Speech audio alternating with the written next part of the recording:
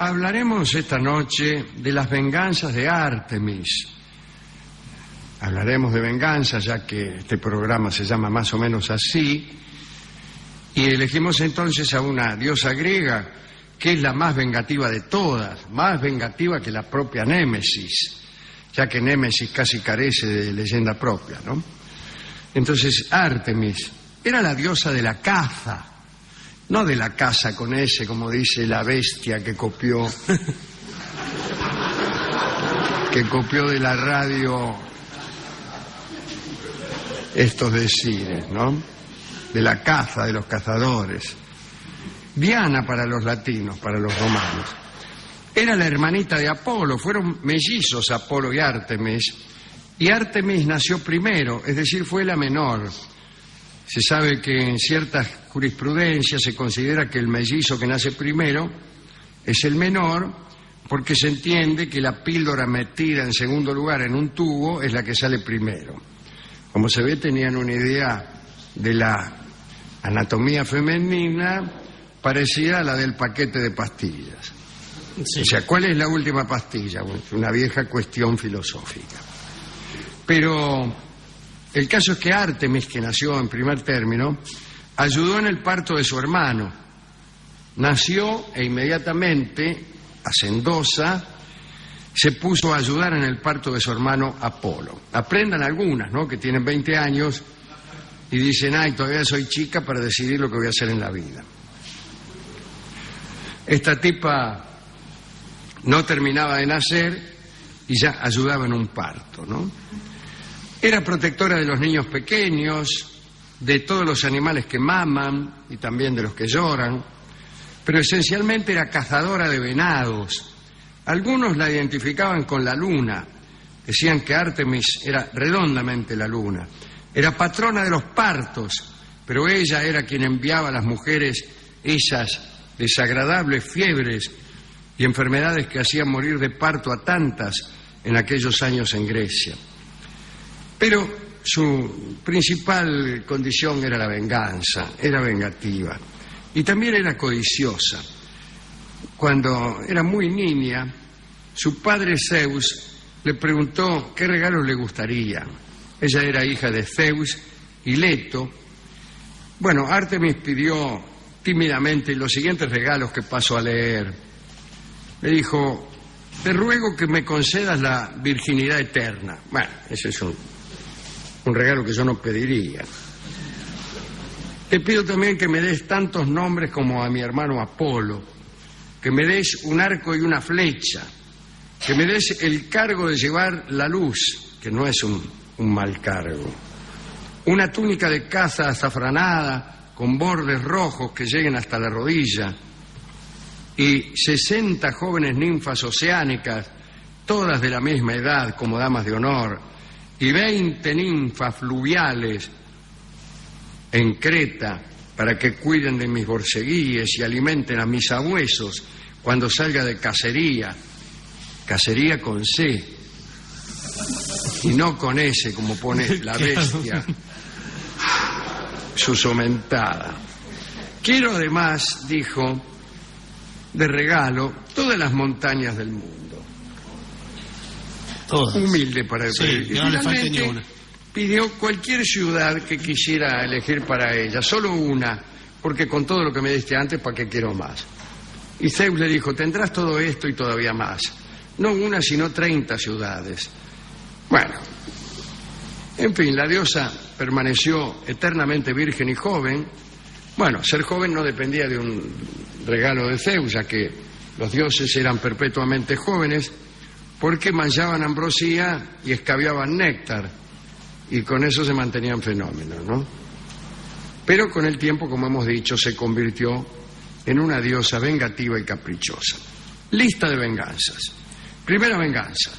Recordemos a Agamenón, el jefe de las tropas griegas que iban a Troya. El tipo estaba allí en Áulide, es Áulide. Estaba Agamenón en Áulide, que era una playa. Estaba con su flota y un día fue a cazar. Cazó un venado y dijo, Ni Artemis lo hubiera cazado tan bien, cazado con Z. Y la diosa dijo, ¿cómo? ¿Qué te pasa conmigo? Y le mandó una calma chicha, o sea, una ausencia de vientos que ya lo hubiera querido para sí Villa Gesell. Pero, claro, sin vientos los griegos no podían mover la flota y finalmente el adivino, que algunos dicen que era Tiresias y otros Calcante. Tiresias, dicen que era Tiresias los que no saben que era Calcante. O sea, Calcante les dijo que esa calma era por el enojo de Artemis y que este enojo se le iba a pasar cuando el autor de la ofensa, Agamenón, sacrificara nada menos que a su propia hija Ifigenia. Después, como ustedes saben, en algunas correcciones del mito, reemplazaron a Ifigenia por una sierva en el sentido de animal. No, en el sentido de servidumbre. Dice acá, en el sentido de animal. Y lo escribe con S. Bien. No le andaba la C en el...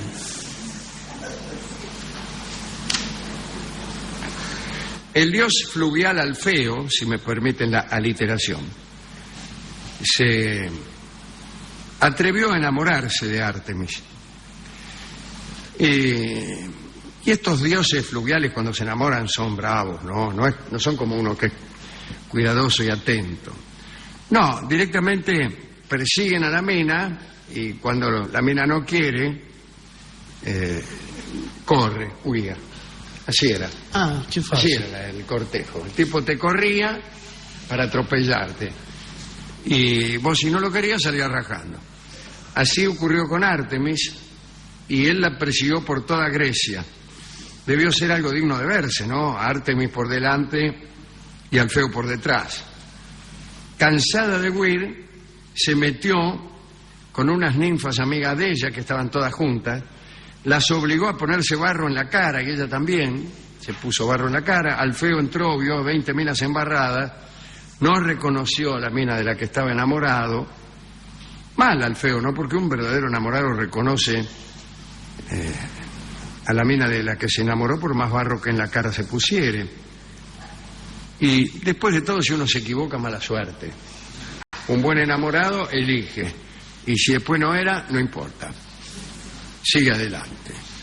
Bueno, Alfeo se retiró, sin embargo, de la persecución para siempre. Artemis exigía a sus compañeras la misma castidad que practicaba ella, Si vos sos mi compañera, tenés que ser también casta. Y una vez, el mismísimo Zeus, padre de Artemis, sedujo a una de las compañeras de ella, una de las ninfas. Se llamaba Calisto. Calisto con S, ya que Calisto con X es el nombre de un señor. Bien. Cuando Artemis vio que Calisto estaba embarazada, se enojó muchísimo y la convirtió en una osa.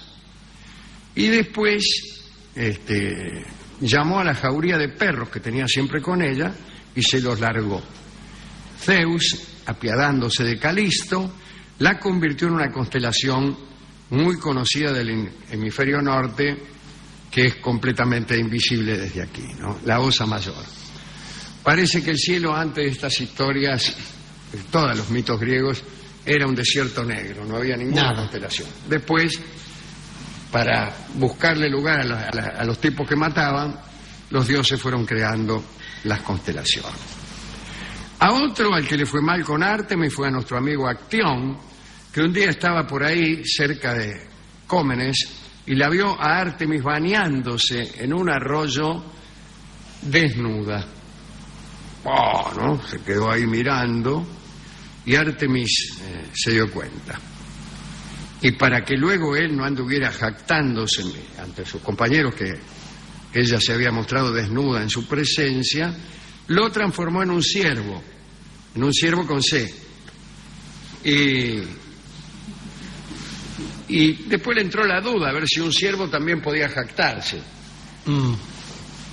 Y entonces le largó otra vez a los sabuesos para que despedazaran al ciervo. Así que el tipo vio el mismo día dos males: verse convertido en un ciervo y ver que lo despedazaban, lo cual ya es menos si es que a uno lo han convertido antes en siervo, porque casi es como, sentís como si despedazaran a uno. Claro, todavía no se acostumbró, ¿no? Claro. Otra víctima de Artemis fue Orión, el arquero de Boca. Ah, no, Otro. el cazador gigante. Algunos dicen que Orión la ofendió desafiándole a lanzar el disco, pero en realidad trató de seducirla, más o menos violentamente. El caso es que Artemis le mandó un escorpión para que lo picara y el escorpión lo picó y Orión se murió, ¿no? Pero yo lo que quería contar es la venganza que más me gusta. ¿Y qué es esta?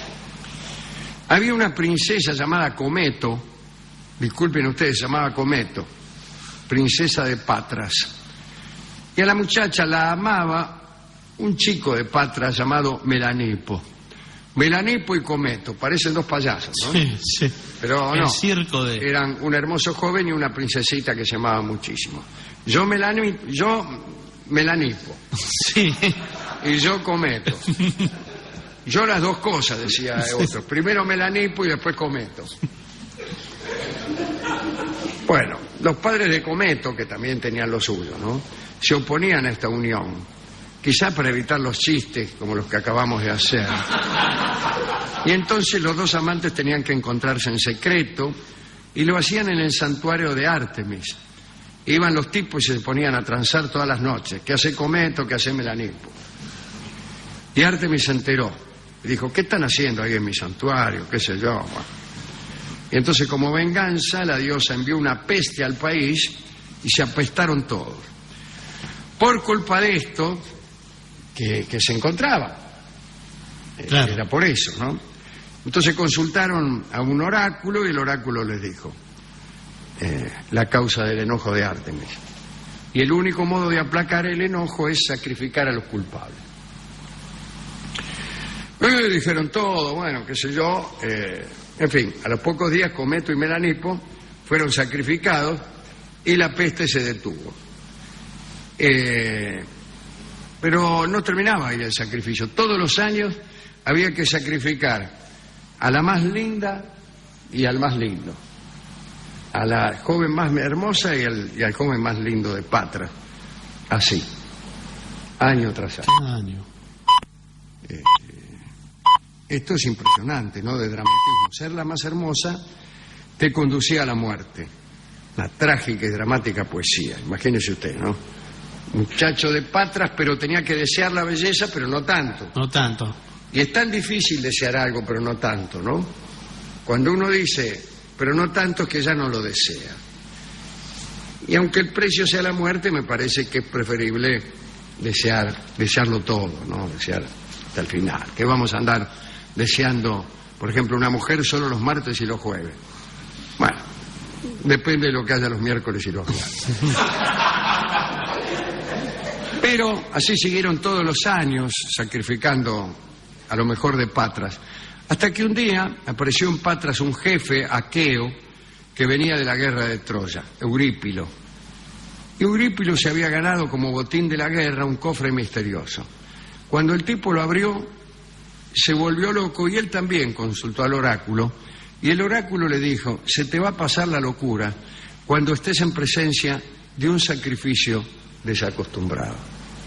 Por otra parte, los habitantes de Patras sabían que la obligación de sacrificar a los más hermosos todos los años iba a terminar cuando un jefe extranjero presenciara el sacrificio.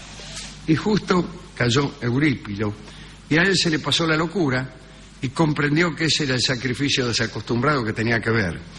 Y los habitantes de Patras comprendieron que ese era el jefe extranjero que iba a detener el sacrificio. Y así terminó la venganza de Artemis, que era una diosa vengativa, pero ponía fin a sus venganzas. Yo digo que lo peor de la venganza, digo como si ya no lo hubiera dicho gente como Shakespeare, ¿no? Lo peor de la venganza es cuando la venganza no termina, la venganza que no tiene fin. En algún momento el perdón debe trabar la rueda de las venganzas sucesivas.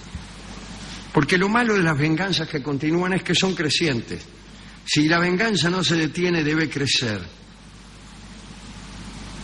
Entonces, Si toda venganza continuara, si el perdón no viniera a detenerla, no quedaría nadie en pie sobre la tierra. De manera que, después de hablar de Artemis, dos cosas me quedan. La primera es esta: la necesidad de detener la venganza con grandeza, y la segunda, la perplejidad de ver cómo el amor, que es quizá lo más santo, genera una venganza fundada en la petición de santidad para algo que no es tan santo como el amor. Todos sabemos que cualquier amor es más santo que el santuario de Artemis, ¿no? De manera que yo convido a todos los cometos y a los melanipos que andan por ahí que sigan insistiendo en amarse, ¿no? Aunque sea en la prohibida sombra del santuario de Artemis, y aunque sepan que la venganza será terrible. Y a los que andan detrás de Artemis, que la sigan, que la persigan por toda Europa, por toda Grecia, y porque esperen, porque algún día los querrá. Ese es el sentido del día que me quieras. El día que me quieras es una esperanza, es un amor pertinaz. Y el día que me quieras es la canción que vamos a escuchar hoy, que es la noche del día en que se recuerda a Gardel. Y vamos a escuchar El día que me quieras en una versión que no es la de siempre. Está cantada por Carlos Gardel a dúo con Rosita Moreno. Es la que proviene de la película, no es el disco. La última parte, la última frase, la última repetición es un dúo, un bellísimo dúo, hecho conforme a ciertos usos que a nosotros nos gustan mucho. Así que escuchemos ahora esta versión del Día que me quieras, dedicado a todos aquellos que son capaces de andar detrás de la persona amada por toda Europa y corriendo el riesgo de que la mina se enoje y te convierta en una constelación.